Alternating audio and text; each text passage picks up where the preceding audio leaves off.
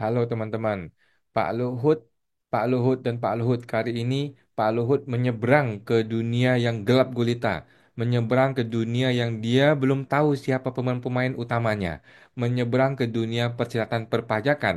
Kali ini niat baik Pak Luhut betul-betul membypass atau memotong semua kewenangan dari Sri Mulyani, Surya Utomo, Dwi Astuti, semuanya dia bungkam. Kali ini Pak Luhut yang bicara langsung mengenai Cortex dan Core Stress ini. Langsung akan gua share screen teman-teman ya, info terbaru dari Pak Luhut dari Antara News ya. Pak Luhut minta publik beri waktu 4 bulan untuk Cortex berjalan optimal. Ini tanggal 15 Januari. Luar biasa Pak Luhut ya. Wah, dengan senyum ya. Ketua Dewan Ekonomi Nasional. Ini sesuatu jabatan yang masih nggak jelas apa fungsinya, apa posisinya, apakah lebih tinggi dari menteri atau lebih bawah daripada menteri, kita nggak ngerti.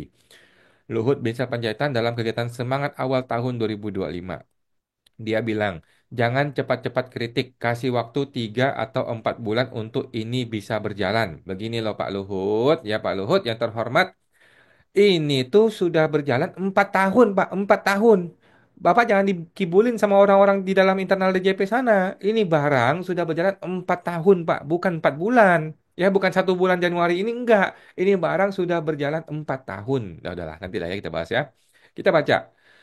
Ketua Dewan Ekonomi Nasional Den ya, Luhut Binsar Panjaitan meminta masyarakat memberikan waktu 3 hingga 4 bulan sampai sistem Kotex bisa berjalan optimal.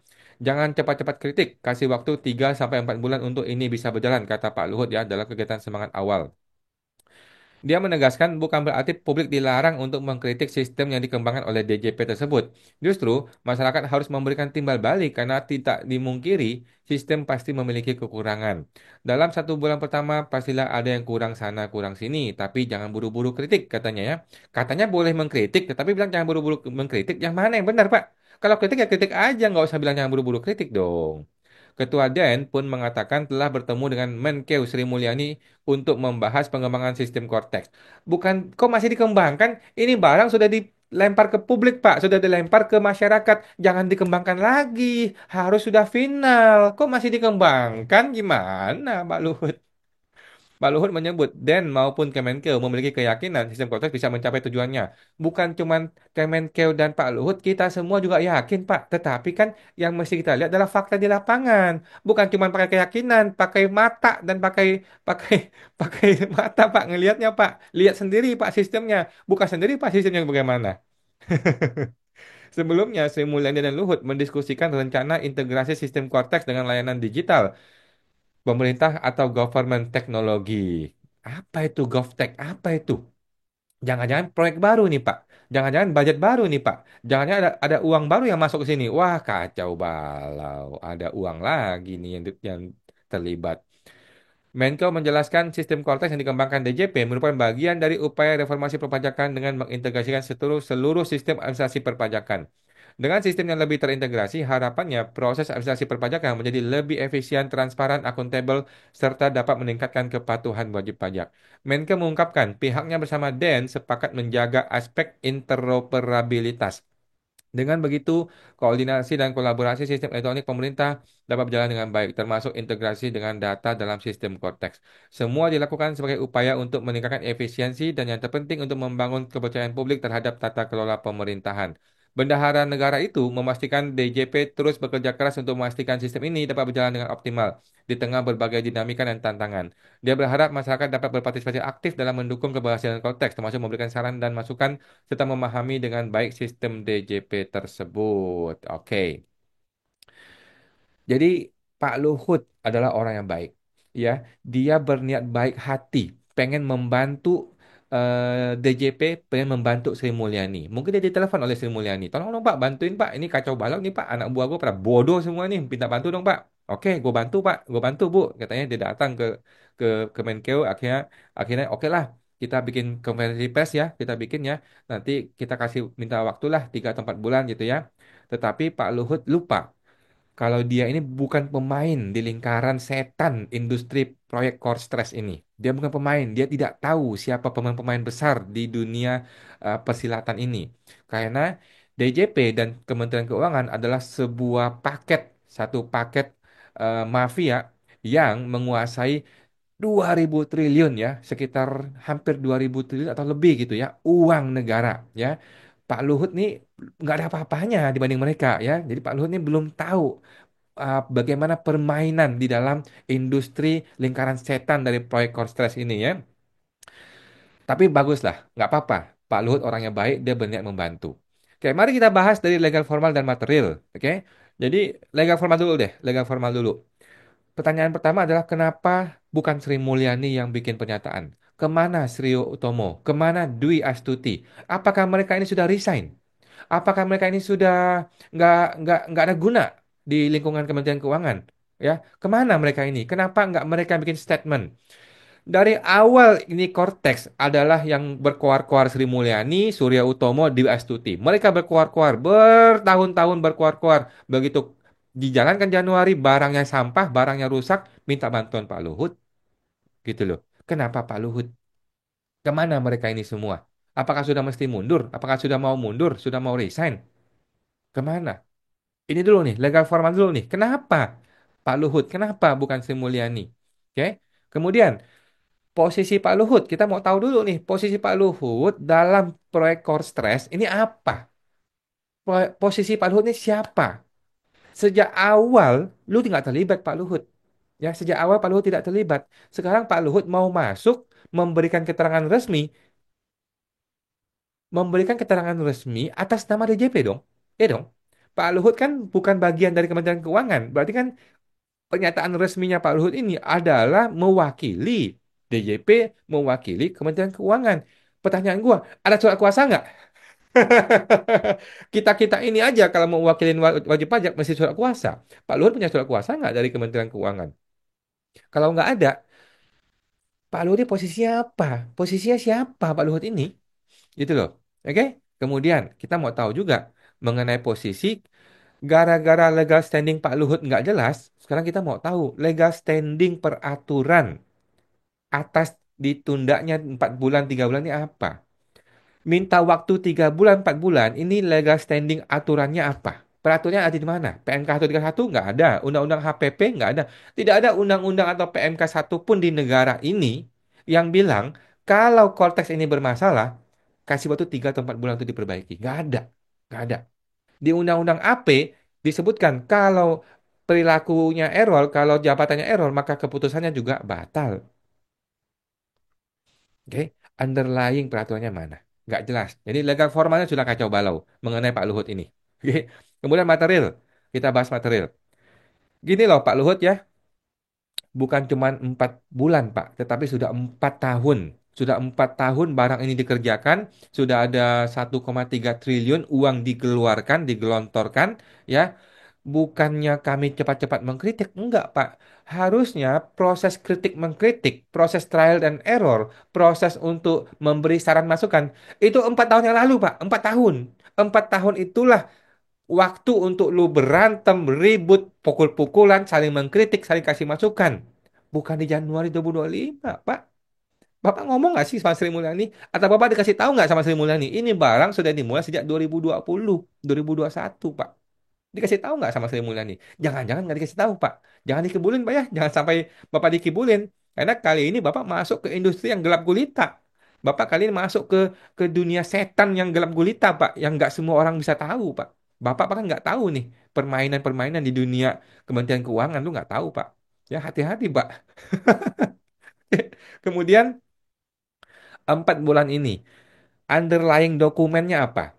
Tadi kan nggak ada peraturan. Sekarang ada nggak pernyataan resmi, surat tertulis dari resmi, pernyataan dari DJP, dari Surya Utomo yang menyatakan kami minta waktu 3 atau 4 bulan. Atau dari vendornya dari LG Corporation atau dari Deloitte. Ada nggak surat pernyataan dari mereka tertulis di atas materai? Pernyataan, kami akan bereskan Cortex dalam waktu maksimal 4 bulan. Ada nggak surat pernyataan? Kalau nggak ada, omon-omon Pak, omon-omon kata si Prabowo. Omon-omon Pak. Kami aja nih wajib pajak rakyat jelata nih Pak ya. Kalau kami mau minta permohonan pengurangan sanksi atau permohonan cicilan, diminta bikin surat pernyataan di atas materai Pak. Kami nih wajib pajak, kalau mau menyicil tagihan pajak, kami dibikin surat pernyataan di atas materai, disuruh tanda tangan, kami harus mematuhi ke apa namanya komitmen kami. Sekarang Surya Utomo bikin nggak surat tersebut, Pak? Sri Mulyani ada nggak bikin surat tersebut, Pak? Kalau nggak ada, omon-omon, Pak, omon-omon. Bagaimana ceritanya? Lu minta 4 bulan, tapi nggak ada surat pernyataan di atas materai. Lu dikentutin, Pak, sama mereka, Pak. Pak Luhut. Pak Luhut nih belum tahu dunia persilatan di lingkungan Kementerian Keuangan, di DJP. Belum tahu dia. Belum tahu dia sebangsat apa nih orang-orang di dalam DJP ini. Tapi niat baik dia bagus ya, kita kita dukung lah ya. Sekarang kalaupun ada surat tersebut, kalaupun ada surat pernyataan yang ditandatangani oleh para oknum-oknum ini ya, bahwa kami akan bereskan dalam waktu 4 bulan. Pertanyaan gua, rinciannya bagaimana? Timelinenya bagaimana? Bukan ngomongin 4 bulan dong, ngomonginnya minggu ini mau ngapain, minggu ini mau ngapain, minggu ini mau ngapain, tahapan-tahapannya bagaimana? Dan kenapa 4 bulan? Kenapa nggak 5 bulan? Kenapa nggak 6 bulan? Kenapa nggak 3 bulan? Apa rinciannya? Pasti ada dong. Harusnya ada ya. Kalau nggak ada, omon-omon, omon-omon, Pak ya. Harusnya ada dong. Bagaimana rinciannya, tahapan-tahapannya, Pak? Jangan mau dikibulin ya, Pak Luhut ya, sama oknum, Pak. Bapak ini belum terbiasa dengan lingkungan birokrasi DJP yang amburadul, belum terbiasa, Pak. Ya, tolong Pak ya, tanyain Pak, ada nggak underlying-nya? Kalau ada underlying dokumennya, tanyain bagaimana detailnya, bagaimana rinciannya, tahapan-tahapan memperbaikinya apa, bagaimana? 4 tahun lu nggak bisa beresin, 4 bulan lu mau beresin, apa rinciannya, bagaimana Pak? Kemudian kita mau tahu, kalau 4 bulan tidak terpenuhi, apa konsekuensinya, Pak? Kasih tahu ke publik dong, ya.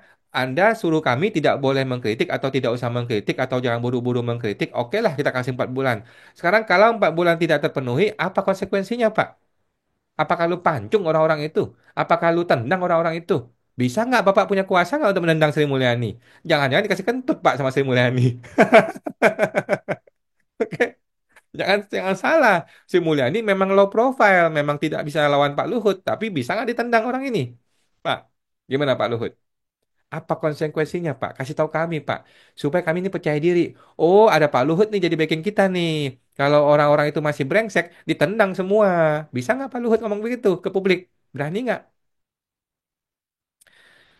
Oke, terakhir mengenai material. Dalam 4 bulan ini Pak, kan mau diperbaiki. Pertanyaannya, kami nasibnya bagaimana? Nasib kami ini bagaimana? Apa yang akan terjadi terhadap kontes ini? Apakah tetap dibiarkan trial dan error? Apakah tetap dibiarkan mutar-mutar-mutar begitu? Gini loh Pak Luhut ya, Bapak ini belum terbiasa masuk ke dunia IT. Bapak kan selama ini ada di tambang nih Pak ya. Di tambang tuh nggak main IT. Tidak seperti di Kementerian Keuangan. Nggak seperti di DJP Pak. Dimanapun di dunia ini Pak, IT ya, IT itu kalau bermasalah, kemudian mau diperbaiki, yang dilakukan adalah ditutup sistemnya. Ditutup sistemnya, orang dikembalikan ke sistem yang lama, kemudian diperbaiki. Setelah diperbaiki, di launching ulang. Begitu, begitu Pak, di dunia IT itu begitu, semua dunia IT itu begitu. Oke, sama kayak mobil, mobil kalau bermasalah di recall mobilnya, silakan pakai mobil yang lain. Setelah mobil diperbaiki, dikembalikan kepada si customer. Gitu. Cortex ini bagaimana nasibnya, Pak? Masa kami mesti nungguin selama 4 bulan? Kami gimana, Pak? Nasib kita bagaimana nih kami-kami ini, Pak? Oke, terakhir, keadilan. Pak Luhut, kita ngomongin keadilan ya. Mungkin Bapak nggak pernah diperiksa pajak. Mungkin Bapak nggak pernah dibukper. Mungkin Bapak nggak pernah kena SP2DK. Pertanyaan kami, Pak ya. Demi keadilan. Kalau DJP salah, dia bisa minta maaf. Terus dia bisa panggil Pak Luhut sebagai backing, ya. Terus dia minta waktu 4 bulan tanpa ada konsekuensi hukum apapun buat mereka. Pertanyaan gua, Pak, bagi kami nih, bisa nggak kami minta keadilan yang sama? Kami wajib pajak, Kak, boleh nggak bisa begitu, Pak? Jika kami ditemukan ada kesalahan nih wajib pajak nih, ada salah nih ya, bolehkah kami minta maaf? Kemudian kami minta waktu 4 bulan, nggak usah 4 bulan ya, 4 minggu aja deh, Pak. 4 minggu aja Pak untuk memperbaiki diri. Terus kami nggak usah bayar pajak gitu loh. Cukup perbaiki diri aja. Perbaiki diri, perbaiki SPT kami, nggak usah nambah bayar pajak, nggak usah kena konsekuensi hukum. Bisa nggak Pak? Coba Pak, ditanyakan Pak kepada mereka Pak. Oke? Jadi kesimpulan gue adalah Pak Luhut ini Pak Luhut ini memang seorang profesional, orang yang baik hati, tapi di lingkungan dia dulu. Dia baru pertama kali ini masuk ke dunia persilatan perpajakan. Ya, dia belum tahu mafia-mafianya bagaimana cara kerjanya. Dia belum tahu bagaimana kerasnya, bagaimana gelapnya, bagaimana hitamnya dunia persilatan di perpajakan ini ya. Dia belum tahu siapa mafia-mafia besarnya gitu. Dia belum tahu bagaimana cara mainnya si oknum-oknum ini. Mainnya nggak kayak Bapak. Bapak kan mainnya tinggal hantam-hantam-hantam. Enggak, Pak. Orang-orang di dunia DJP ini mainnya pakai undang-undang, Pak. Mainnya pakai PMK, Pak. Mainnya pakai per dan cap dan nota dinas, Pak. Mainnya, Pak. Nggak tahu kan Bapak cara main seperti ini? Mainnya pakai hukum, Pak. Bapak kan tinggal hantam-hantam di sana. Di sini enggak, Pak. Di sini enggak. Cara mainnya halus. Cara mainnya pakai hukum. Cara mainnya pakai SKP, Pak. Jadi, gua mau wanti-wanti untuk Pak Luhut ya. Justru gua mau wanti-wanti sekarang ya. Jangan sampai niat baiknya Pak Luhut ini justru jadi bumerang buat Bapak. Jangan sampai mereka lepas tangan, Bapak yang harus pegang tanggung jawabnya. Jangan begitu, Pak. Jangan sampai begitu. Karena ini dunia yang gelap, Pak. Ini gelap sekali, Pak. Di sini nggak bisa lu main teng teng teng teng teng selesai. Nggak bisa, Pak. Dunia Kementerian Keuangan, dunia DJP sangat-sangat gelap, sangat-sangat menakutkan, sangat-sangat apa ya istilahnya ya, sangat-sangat membara ya. Tetapi nggak kelihatan baraknya gitu ya. Nah, gue sih mendoakan yang terbaik buat Pak Luhut ya. Gue mendoakan semoga Pak Luhut jangan justru dikorbankan oleh para oknum-oknum ini ya. Gue sangat berharap ya Pak Luhut ini orang yang baik. Jangan sampai malah dikorbankan oleh orang-orang ini. Jangan sampai malah dihabisin oleh oknum-oknum ini Pak. Bapak sebaiknya berkonsultasi dengan banyak orang Pak. Karena dunia persilatan di lingkungan DJP sangat, sangat, sangat gelap Pak. Sampai jumpa, semoga terbantu.